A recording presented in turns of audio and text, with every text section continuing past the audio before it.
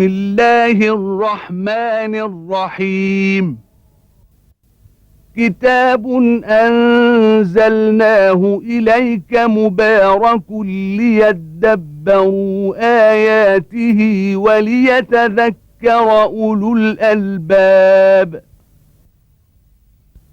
صدق الله العظيم.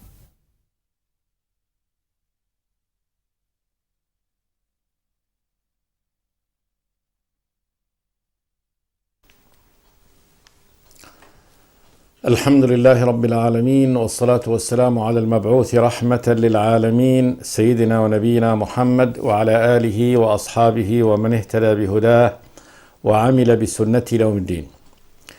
وبعد، فيقول الله تبارك وتعالى: إن في ذلك لعبرة لمن يخشى. أأنتم أشد خلقا أم السماء بناها رفع سمكها فسواها وأغطش ليلها وأخرج ضحاها والأرض بعد ذلك دحاها أخرج منها ماءها ومرعاها والجبال أرساها متاعا لكم ولأنعامكم.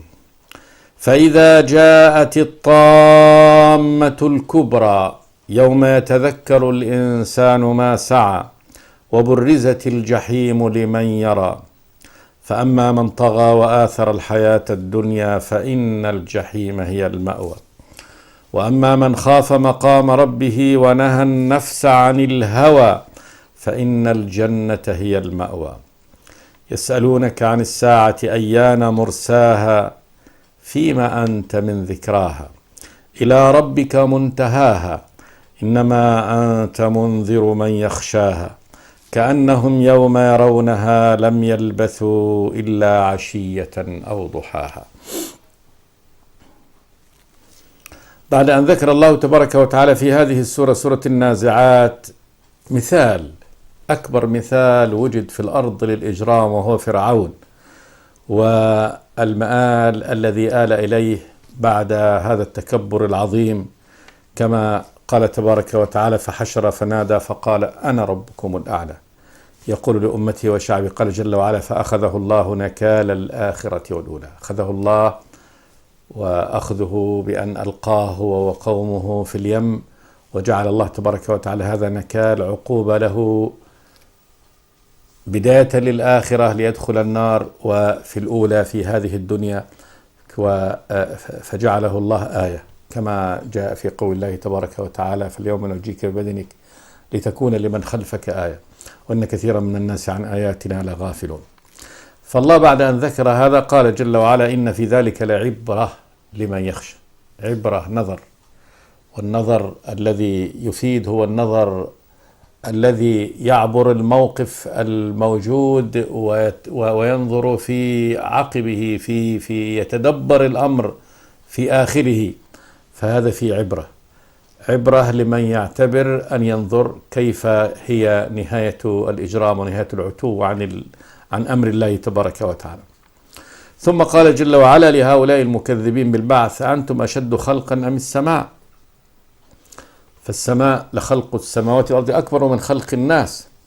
بناها، بنى الله تبارك وتعالى هذه السماء، رفع سمكها، رفع بناءها فسواها وأغطش ليلها وأخرج ضحاها.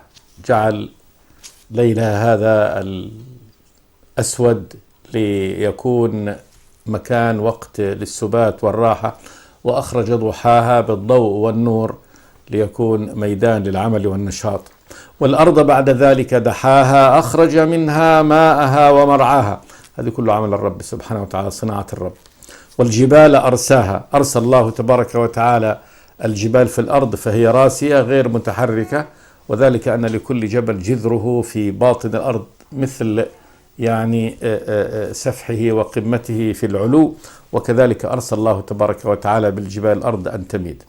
قال جل وعلا: كل هذا متاعا لكم ولأنعامكم. فإذا جاءت الطامة الكبرى، الطامة يوم القيامة، وهي الطامة لأنها المصيبة العظمى التي لا أعظم منها، والتي تطم أنها تغطي على ما دونها من كل المصائب وكل الأهوال لا هول أعظم من هذا الهول، فهو يطم يعني أنه يغطي كل ما سبقه من زلازل، من مصائب. هذا أكبر المصائب وأكبر الأهوال، طامة الكبرى التي لا أكبر منها.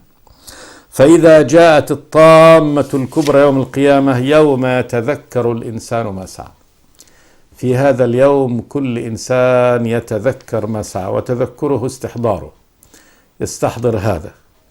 فأما أهل الإجرام الذين سلف منهم إجرام فيتحسرون على كل يعني وقت أضاعوه، وكل كفر قالوه، وكل معصية ارتكبوها، يعني هذه تقطع الحسرة قلوبهم، اسود وجوههم، ينتظرون يعني عقوبة الله تبارك وتعالى. فيبقى يعني الأمر الهول، يعني كل الهول مشتد عليهم عياذا بالله.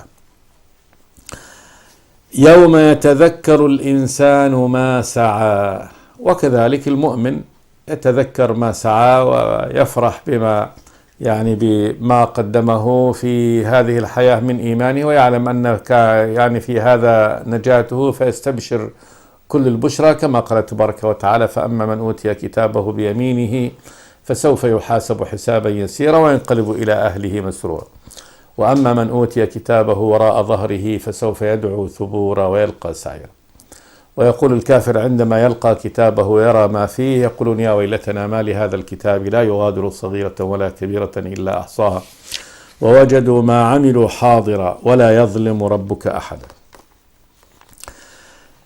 يوم يتذكر الإنسان ما سعى وبرزت الجحيم لمن يرى. برزت أظهرت، فإنه يؤتى بالجحيم إلى الموقف، وهذا من مواقف القيامة الشديدة جدا، عندما يعني تسحب النار وتؤتى بها. يخبر النبي صلى الله عليه وسلم بأن للنار 70,000 زمام، في كل زمام يعني تجر به 70,000 ملك تأتي. فهذا هو وقت يعني عندما يرى يعني أهل العذاب النار التي سيذهبون إليها، فيشتد غمهم وحزنهم العظيم. وبرزت الجحيم لمن يرى. فأما من طغى وآثر الحياة الدنيا فإن الجحيم هي المأوى. فأما من طغى أي من البشر، طغى جاوز حده. الطغيان مجاوزة الحد، ومجاوزة الحد كل من عصى الله تبارك وتعالى، فالمعصية كل معصية طغيان، لأنه مجاوزة الحد. فإن الله تبارك وتعالى أمر العباد بأمر، وعلى العباد أن يلتزموا أمر الله تبارك وتعالى.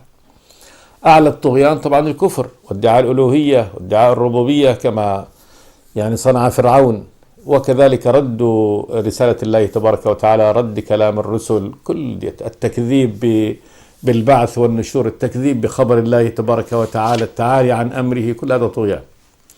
فأما من طغى بالكفر والعناد والشرك والابتعاد عن أمر الله تبارك وتعالى، وجاوز حده، حد العبد أن يكون عبدا لله، حد الإنسان أن يكون عبدا لله تبارك وتعالى، خلق هذا: وما خلقت الجن والإنس إلا ليعبدون. فكل خروج عن هذه العبودية عن أمر الله تبارك وتعالى التشريعي، أمره سبحانه وتعالى التشريعي، وليس الأمر الكوني القدري، كل لا يخرج عن أمر الله الكوني القدري، لكن كل خروج عن أمر الله تبارك وتعالى التشريعي فهو طغيان ومجاوزة لهذه العبودية لله تبارك وتعالى. فأما من طغى وآثر الحياة الدنيا، آثرها عن الآخرة، أن يعيش لها، يعني رأى أن حياته إنما هي الدنيا فقط، وليس هناك بعث ولا نشور ولا حياة أخرى غير هذه الحياة. وآثر الحياة الدنيا على الآخرة، فعاش لها وعمل لها وجعلها همه ومملكته، كما يقولون مملكتي في هذا العالم وحده، ما لي مملكة ثانية، ليس لي ملك وليس لي حياة أخرى، وإنما أنا مملكتي في هذا العالم وحده. فإن كنت لا تستطيع دفع منيتي فدعني أبادرها بما ملكت يدي. منطق الجاهلية أن يبذل ما في يده استمتاعا بهذه الحياة، لأنه لا يؤمل أن تكون هناك حياة أخرى يستمتع فيها أو يعيش لها، فهذه هي حياته. وآثر الحياة الدنيا على الآخرة، قال جل وعلا: فإن الجحيم هي المأوى. فإن الجحيم النار سجن الله تبارك وتعالى المؤبد الذي لا خروج منه لمن دخله من الكفار والمشركين، هي المأوى، هي المستقر. ليس له مستقر عند الله هذا الذي طغى بالكفر والشرك وجاوز حده وخرج عن معنى العبودية لله تبارك وتعالى وآثر الحياة الدنيا، ليس له هم إلى الآخرة ولم يؤمن بها. قال جل وعلا: فإن الجحيم هي المأوى. الجحيم هذه النار هي مأوى، وهي المأوى من حيث أنه ليست المأوى بمعنى أنها مكان إيواء يرتاح فيه ويستريح فيه، لا، أهل النار لا راحة لهم قط، إذا دخلوها فهم في شقاء وفي عذاب متواصل، لا راحة ولا سكون قط، لا يذوقون فيها بردا ولا شرابا إلا حميما وغساقا جزاء وفاقا. فكلما خبت نارهم زدناهم زاد الله تبارك وتعالى هذه النار، زدناهم سعيرا، تستعر من جديد وتبقى مستعرة أبدا. فهذا عذابهم عياذا بالله. فإن الجحيم هي المأوى. ثم قال جل وعلا: وأما من خاف مقام ربه ونهى النفس عن الهوى فإن الجنة هي المأوى. هذا القسم الثاني من البشر، من خاف مقام ربه، وهو في الدنيا خاف مقام ربه، مقامه بين يدي ربه سبحانه وتعالى، الوقت الذي يقوم فيه بين يدي الله تبارك وتعالى الحساب، وهو يوم القيامة، حيث يقوم الناس جميعا لرب العالمين سبحانه وتعالى، كما قال جل وعلا: يوم يقوم الناس لرب العالمين. يقوم الناس لرب العالمين ليحاسبهم جميعا، ويحاسبهم سبحانه وتعالى كنفس واحدة، كما يحاسب نفسا واحدة سبحانه وتعالى.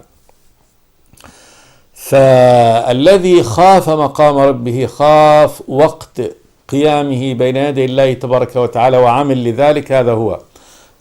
وأما من خاف مقام ربه ونهى النفس عن الهوى، كما قال تبارك وتعالى: ولمن خاف مقام ربه جنتان. ولمن خاف مقام ربه لمن خاف يوم القيامة الذي يقف فيه بين يدي الله تبارك وتعالى للحساب، وأنه سيحاسبه على كل عمل. وأما من خاف مقام ربه ونهى النفس عن الهوى، نهى نفسه عن هواها، عما تهوى. ودائما النفس تميل وتهوى ما فيه هلاكها وما فيه دمارها، ففطم نفسه عن هواها. ودين الله تبارك وتعالى وشرعه على خلاف هوى النفوس، فإن النفس تحب الراحة والدعة، وبالتالي أي تكليف بالعبودية كالصلاة والصوم والحج فيه تكليف، فيه مخالفة لهوى النفس، فإن هذا على غير الهوى، فهذه العبودية. كذلك تحب النفس الشح والبخل وأن تستأثر بما أخذت ولا تعطي الآخرين، وبالتالي لن تخرج النصيب الذي جعله الله تبارك وتعالى في حق المؤمن للسائل والمحروم، كما قال جل وعلا: وفي أموالهم حق معلوم للسائل والمحروم. فهذا كذلك من الهوى. كذلك المعاصي مشتهيات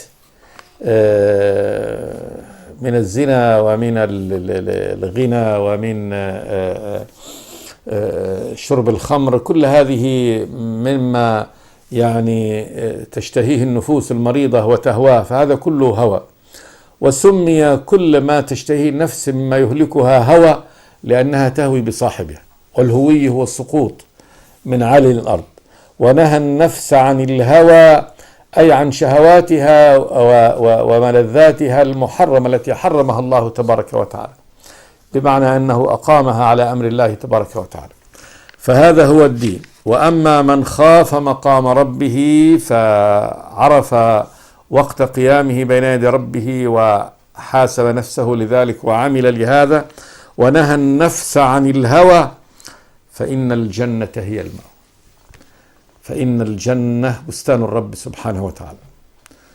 سمي جنة. العرب تسمي البستان جنة إذا يعني التفت أغصانه وتلاقت بعضها بعض فتجن من يعني يدخلها.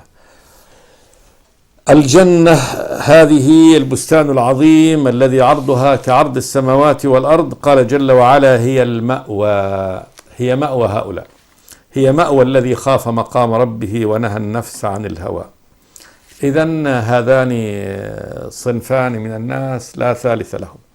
فأما من طغى وآثر الحياة الدنيا فإن الجحيم هي المأوى. هذا مستقره وهذا حكم الله تبارك وتعالى فيه الذي لا يتغير ولا يتبدل.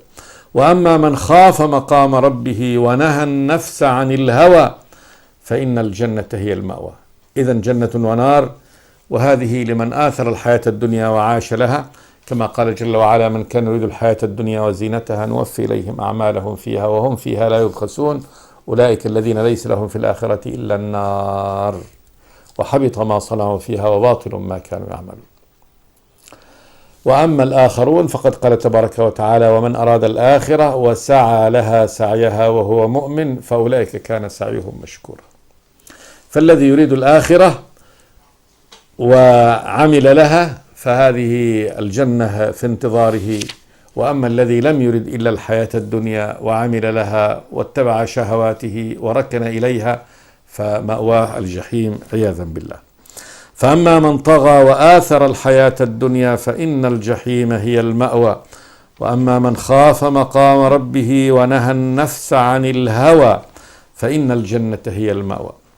ثم قال جل وعلا يسألونك عن الساعة أيان مرساها. يسألونك الكفار، يسألون النبي صلى الله عليه وسلم سؤال تعنت واستكبار وعناد وتشكيك واستبعاد، ما مستبعدين هذا، وليس سؤال استفهام أنهم يستفهمون من هذا ويريدون فهم هذا ويريدون العلم بهذا ليعلمهم هذا، لا، عن الساعة أيان مرساها، مش أين، أيان استبعادا، فإنهم يستبعدونها. مرساها الوقت الذي ترسو فيه، بمعنى أنها تأتي ويكون وقت قيامها. سميت الساعة ساعة لأنها لها ساعة محددة، الله سماها ساعة لأنها ساعة محددة وهي عنده سبحانه وتعالى. يسألونك الكفار عن الساعة أيان مرساها، قال جل وعلا فيما أنت من ذكراها.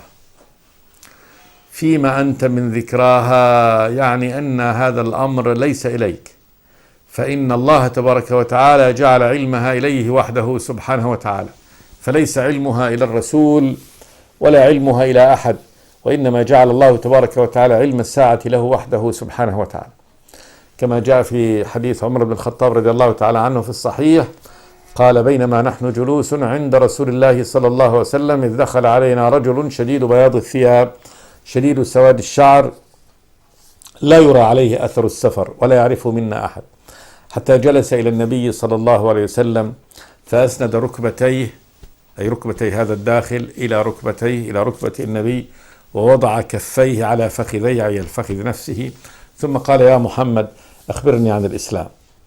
فقال له النبي الإسلام أن تشهد أن لا إله إلا الله وأن محمد رسول الله وتقيم الصلاة وتؤتي الزكاة وتصوم رمضان وتحج البيت إن استطعت إليه سبيلا. قال صدقت. يقول عمر فعجبنا له يسأله ويصدقه، يعني المعلوم أن الذي يسأل يريد أن يستفهم، أما هذا يقول له صدقت معناه أنه عنده علم بهذا.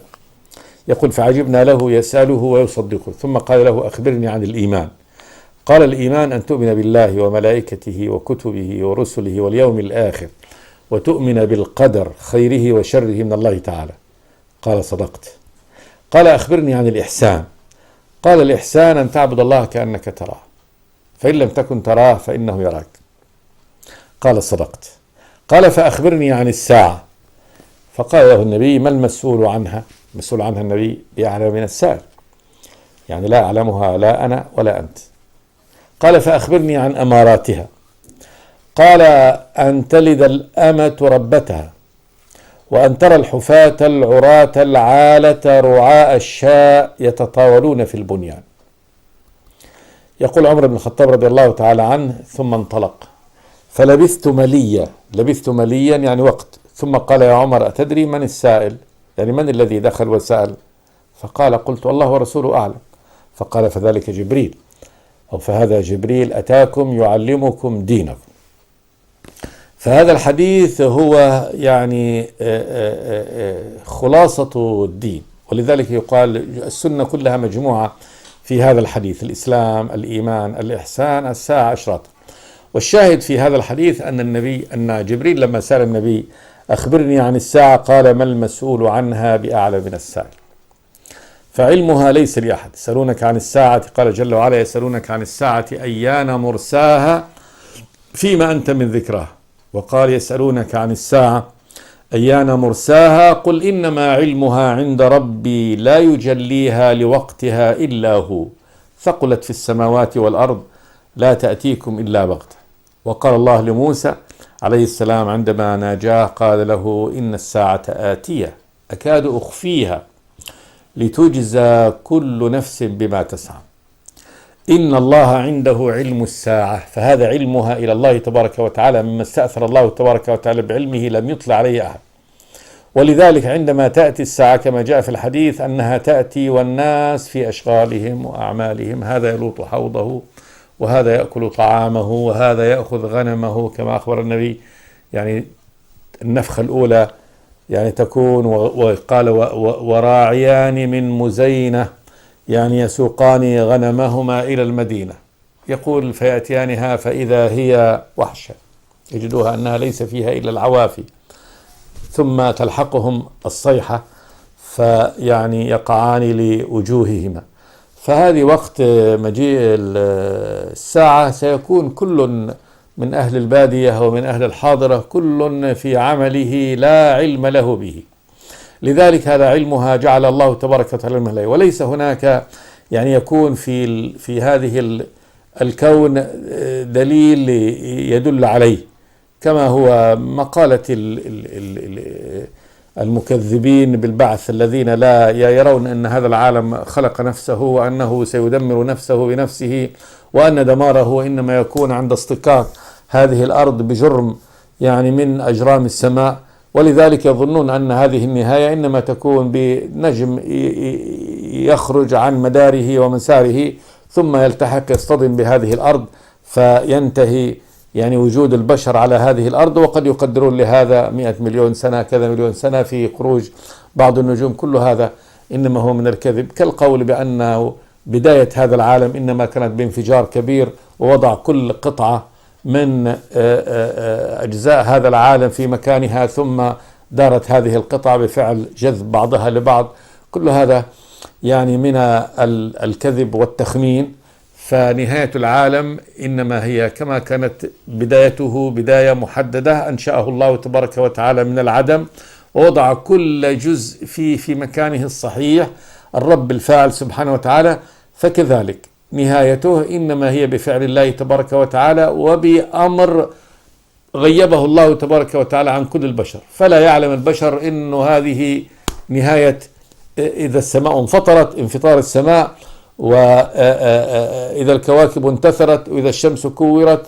كل هذا إنما يكون بوقت لا يعلمه إلا الله جل وعلا، لا يعلمه ملك مقرب ولا نبي مرسل، ولا يمكن كذلك من الذين يكونون على سطح هذه الأرض وموجودون، فإنه لا يكون لا علم لأحد قط بأن هذا الوقت هو وقت الانفجار الكبير والزلزال العظيم. إذا زلزلت الأرض زلزالها وأخرجت الأرض أثقالها وقال الإنسان ما لها يومئذ تحدث أخبارها بأن ربك أوحى. فالذي يوحي لهذه الأرض بهذا الزلزال الكبير وهذا الانفجار العظيم إنما هو الله سبحانه وتعالى. يسألونك عن الساعة أيان مرساها قال جل وعلا فيما أنت من ذكرى، يعني هذا ليس لك. في القراءة الأخرى فيما السؤال أنت من ذكراها، أنت يا محمد من ذكراها، فإن النبي من أعظم أشراطها. يكون ذكرى هنا بمعنى يعني شرطها، أعظم شرط من أشراط الساعة محمد بن عبد الله صلوات الله وسلامه عليه، لأنه النبي الخاتم. ما دام جاء هذا النبي الخاتم صلى الله عليه وسلم والذي لا نبي بعده، هذا آخر الدنيا، هذا آخر الدنيا. فالنبي من ذكراها، أنت من ذكراها. ثم إلى ربك منتهاها علمها بالوقت الذي تكون فيه. وهم لم يعتبروا بهذا، ولم يعتبروا بأن الرسول صلى الله عليه وسلم هو الذي بعث بين يدي الساعة، كما قال النبي: بعثت بين يدي الساعة. يعني أنا خلاص، أنا الذي قبل الساعة، بعثت بين يدي. وقال: بعثت أنا والساعة كهاتين، وجمع بأصبعي السبابة والوسطى. قيل السبابة والوسطى أنه التلازم والقرب، وقيل بأن يعني الفرق ما بينهما، ففرق ما بين الأصبع الوسطى الذي تكبر شيئا عن السبابة. وقال أيضا صلى الله عليه وسلم: بعثت في نفس الساعة. وفي نفس الساعة الإنسان الراكض إنما يكون نفسه قبله، فمعنى في نفس الساعة يعني كأن الساعة خلفه وهو أمامها صلوات الله وسلامه عليه. فالنبي هو من أعظم أشراطها، لأنه أكبر منذر وأكبر علامة من علامات الساعة مجيئه. ولذلك في حديث الدجال أنه لما سأل تميم الداري قال: هل بعث نبي الأميين؟ قالوا: نعم. قال: خلاص، يوشك أن يؤذن بي، ما دام أنه بعث نبي الأميين وهو محمد بن عبد الله فأنه وقال: كيف حال الناس يعني معه؟ قال: منهم من آمن به ومنهم من كفر عنه. قال الدجال يقول: خير لهم أن يؤمنوا به. الشاهد أن الرسول هو أعظم أشراطها وأعظم علامة لها وأعظم منذر بها صلوات الله وسلامه عليه. أنت من ذكراها إلى ربك منتهاها. الساعة إلى ربك سبحانه وتعالى علمها، فعلمها إلى الله. ثم قال جل وعلا: إنما أنت منذر من يخشاها. إنما أنت يا محمد منذر، تنذر من يخشاها، الذي يخاف الساعة تنذره. وقال: منذر من يخشاها، علما أنه منذر بالساعة للعالمين، لكن الذي لا يخشاها لا تصلح هذه النذارة له، ما يستفيد بها. فلما لم يكن يستفيد بها إلا من يخشاها، فكأن النذارة جمعت له وحده، وكأن الآخرين غير منذرين لأنه لم تفيدهم هذه النذارة. سمعوا بالساعة وأخبرهم النبي وجاءهم هذا وجاءهم النذير، لكنهم لم يعيروا لهذا بال. إنما أنت منذر من يخشاها. ثم قال جل وعلا: كأنهم يوم يرونها لم يلبثوا إلا عشية أو ضحى. كأنهم الناس هؤلاء المكذبين بها يوم يرونها، سواء من كانوا على ظهر الأرض أو من كانوا في بطن الأرض ثم يعني بالنفخة الثانية خرجوا، عند ذلك يعني يعتقدون ويظنون أنهم لم يلبثوا في الحياة إلا عشية، مساء، وقت العشي اللي هو من بعد وقت العصر إلى يعني المغرب، أو عشية من بعد الزوال إلى الغروب، هذه العشية، أو ضحاها، أو وقت الضحى اللي هو من شروق الشمس إلى وقت الزوال، يعني نصف يوم. وقد أخبر سبحانه وتعالى هذا إحساسهم بأن انتهى الوقت سريعا وانقضى عمر الحياة سريعا. ومثل هذا قول الله تبارك وتعالى: ويوم تقوم الساعة يقسم المجرمون ما لبثوا غير ساعة. وقال جل وعلا كذلك في الساعة كذلك قال: ونحشر المجرمين يومئذ زرقا يتخافتون بينهم إن لبثتم إلا عشر نحن أعلم ما يقولون إذ يقول أمثلهم طريقة إن لبثتم إلا يوما قال كم لبثتم في الأرض عدد السنين قالوا لبثنا يوما أو بعض يوم. هذه مقالة الكفار، قالوا لبثنا يوما أو بعض يوم، ما لبثنا في الدنيا إلا يوما أو بعض يوم. فاسأل العادي، قال إن لبثتم إلا قليلا لو أنكم كنتم تعلمون. فهذا يقولونه بالكذب، ولكن إحساسهم ورؤيتهم أن هذه الدنيا انقضت سريعا جدا، وكأنها عشية، كأنها يعني وقت نصف النهار الأخير أو نصف يعني النهار الأول. كأنهم يوم يرون الساعة لم يلبثوا إلا عشية أو ضحاها. الدنيا تنتهي سريعا وتنقضي سريعا، وقد ذهبت فرصتهم ومآلهم إلى النار عياذا بالله. أسأل الله تبارك وتعالى ألا يجعلنا كذلك، ونجعلنا من عباده المؤمنين المصدقين، وأن يردنا إليه غير فاتنين ولا مفتونين. الحمد لله رب العالمين. بسم الله الرحمن الرحيم. كتاب أنزلناه إليك مبارك ليدبروا آياته وليتذكر أولو الألباب. صدق الله العظيم.